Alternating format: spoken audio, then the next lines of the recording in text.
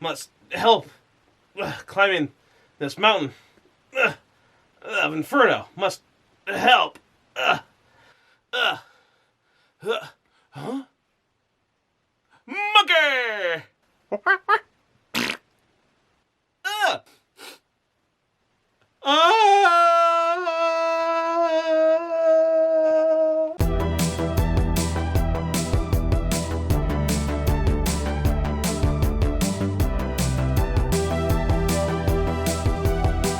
Mountain of Inferno, game designed by Ta-Te Wu. Mountain of Inferno, Flaming Mountain is a chapter of Journey to the West, one of the 4 great classical novels of Chinese literature. During the journey, Zhang Zhang, I think I got it, maybe, is trapped in the Mountain of Inferno with the evil of the hungry Buffalo Demon King family. Now it is up to his disciples to protect him, so he may continue his journey to the west safely. Go west, young Meowth. Oh no. And it's up to his disciples to save him.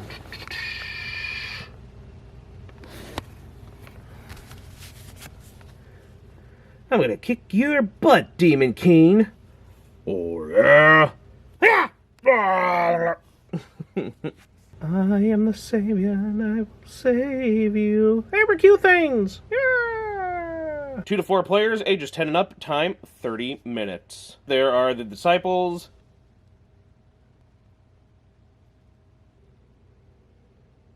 Hey, you're the guy on the cover.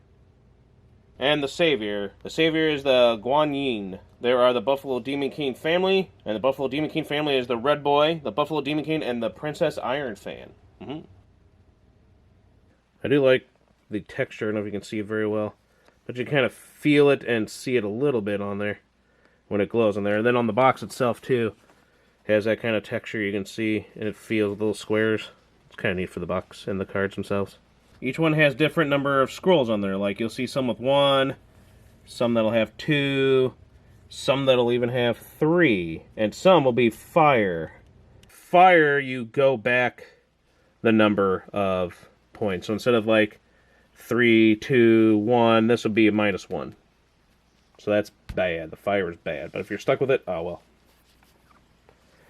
Very important. And there's special cards. Limited, there's 2 of these ones, 3 of these guys, and 3 of these gals. And these little mischief ones, there are 2, 4, 6, 8 of them. They all had different ones on the table, and we'll discuss those in a second. As you can see, one, a couple for every different type of little character that they have. This is the one, the Guan Yin. You can play 1 to cancel, or you can play 2. So that's the Demon King. You can play 1 to do whatever, or you can play 2 to do whatever. Princess Iron Fan. I'm a fan of myself. You can play the 1, or you can play the 2 to whatever. And then again, as we said, Monkey Boy.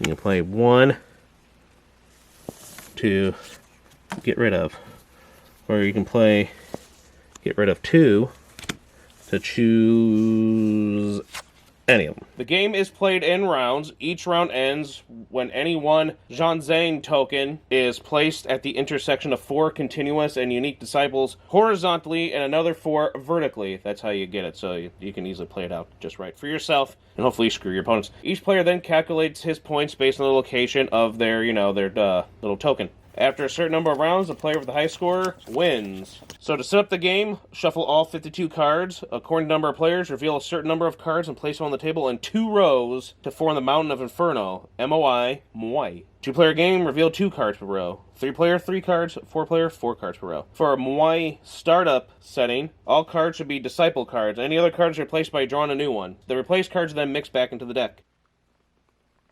That is the Mao. Deal 3 cards to each player as their hand. The remaining cards will form a card deck for you to draw, etc. The player who visited a Buddhist temple recently is the starting player for the first round, and the person on his left becomes the next starting player in the next round, and then, of course, you keep going. Well, as you just saw at the beginning, I just tried to visit a Buddhist temple, and monkey handled me pretty well, so I will be going first. For a 2-player game ends after 4 rounds, 3-player 3 rounds, 4-player 4 rounds. Interesting. 4-3-4. Each player chooses a Zhanzang token, and beginning with the starting player, each player places their token on a different disciple card on the Moai. So you want to kind of set it up in a certain way where, like, okay, there's 3 different ones. You want to have all separate things, and one with a higher scroll count, because that's your points.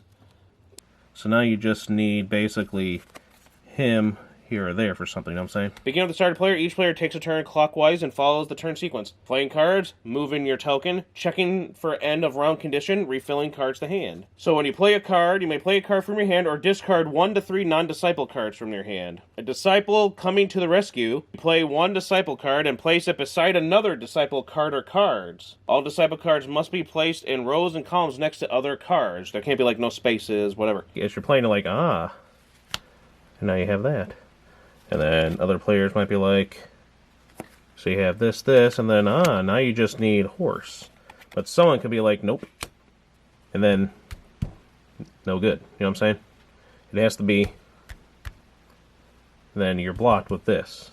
At the end of your turn, you can move. Your token card, 1 space, vertically or horizontally. A disciple can only have 1 token on it. Checking for end of round condition. Round ends immediately again when any 1 token is placed at an intersection of 4 continuous and unique horizontally and vertically 4 cards. Players may use another player's token to end the round. So it doesn't have to be you to do it. You can be like, I had the power to move this with one of these special cards, and that'd be like, hey, look, there we go. So it's possible. Or the card deck is depleted. And then refilling cards to hand. Players draw cards from deck till they have 3 cards in hand. Scoring when the round ends, each player calculates his points based on the location of their Zhanzang. Ending condition A, that's the one where you place it on the wherever and it meets those intersections. They sum up the points on the 7 disciples where the disciple at the intersection of these 7 cards is counted twice. All other will follow condition B. And ending condition B is met, you sum the points of up to 4 continuous, unique, horizontal, and vertically. So pick the one that you think has the most points. So for example here, blue, 1, 2, 3, 4, 5, 6, 7, and then they count this one again. So 8, 9, 10,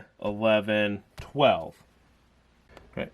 So red would only get, from what best they can get. So 3, 4, 5, 6, 7, and then their only intersection, so 8. If there is more than one possible method to sum the disciples, always use the best route, as I said, for a high score. So they can only get what's best for them. And that's 4 or 1, 2. So it's like 1, 2, 3, 4, or 1, 2, 3, 4, 5. Going that way, and then they can get 6. Because if they went this way, they would go -1 down to 4. So they get 6. Unless they have to go all the way. And they still get a minus. Therefore, 5. Yellow over here, unfortunately, they get 1, 2, -1, so 1, 2. And that's the first round. And then you take all this, and then I'm just showing you to take off, and then start again. Shuffle, shuffle, shuffle, shuffle, shuffle, shuffle, shuffle, shuffle. Add the score from round to round. If the total game score is a negative score, then it's treated as a 0. A 0?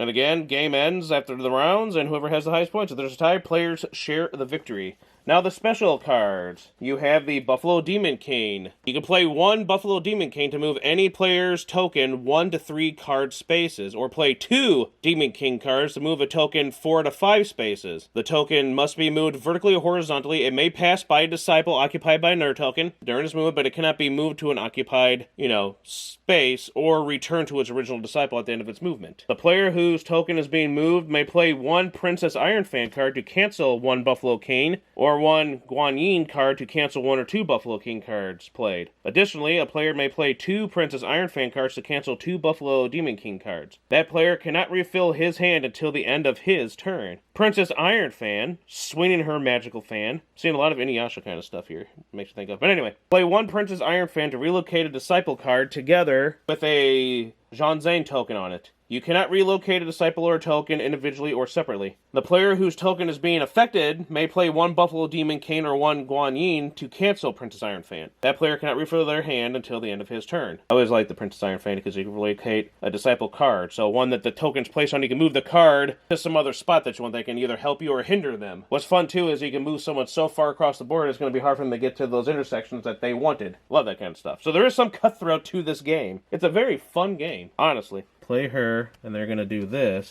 but they can't because there's that gap right there. Can't do that, so that is a no-no. So you'd have to move...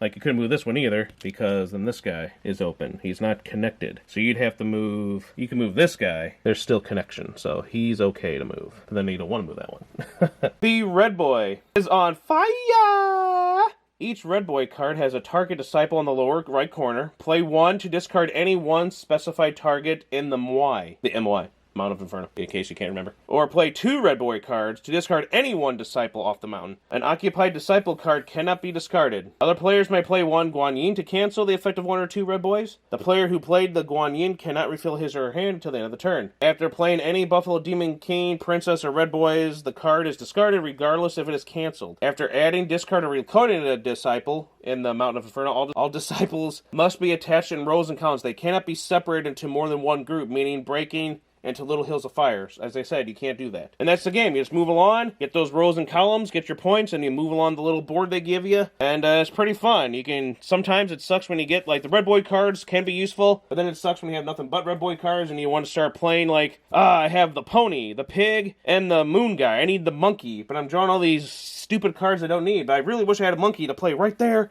and I'd have it perfect to be right there. And then your opponent can see that, hey, we just need one card here. Well, let's get rid of this card. It's like, no. So it depends. There is a lot to this, and it's pretty fun. It's tricky. There's some treachery, some snarkiness. I mean, it is the Mountain of Inferno, after all. And we do have this little sassy, smart alecky monkey that's, you know, with us along the way. And that's it. You just keep playing that. The cards, it's pretty fun. You can really fill up a table sometimes before you even get close to getting those rows and columns, because there is, you know, there's a lot of strategy to this game, and it's fun. And that's our review of it. It's one of those games where you can easily pull them out, just like Shadow Strike Melee. We kind of like to pull these out, and they're fast and quick and fun to play if you just want to play a game to pass the time. You little horse monkey thing. Ooh,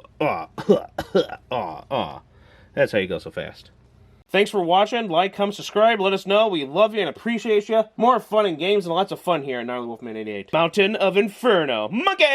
Hope you enjoyed. Let us know. We'd love to hear from you. And give it a try if you could find it. It was also fairly cheap. I think we got these both the same time at the same game store where they had like their stuff for like $5 and used and all that stuff there. And people are returning or selling or whatever. So it's pretty nice. Fun game. I like the art on it too. It's a fun, and I like the story behind it. See you next time. Later. Oh boy, Charizard.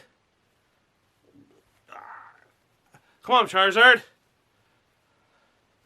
Wow. Whoa.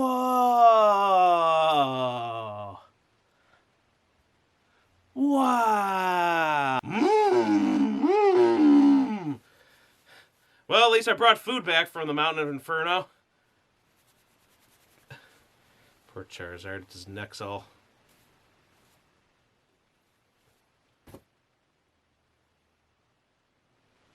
like gnarly dudes.